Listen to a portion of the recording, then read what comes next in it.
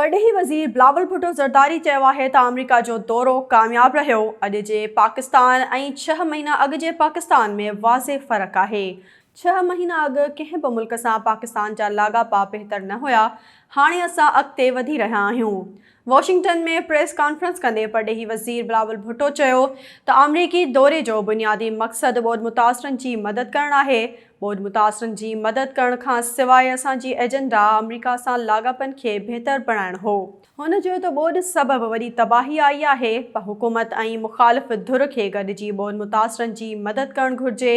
हू जेको कुझु करे रहिया आहिनि उहो दरअसल अवाम जी ज़िंदगियुनि सां खेॾणु आहे।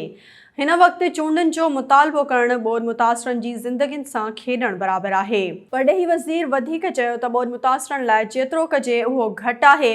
चाहियूं था त पाकिस्तान जा कर्ज़ इमदाद में तब्दील कया वञनि।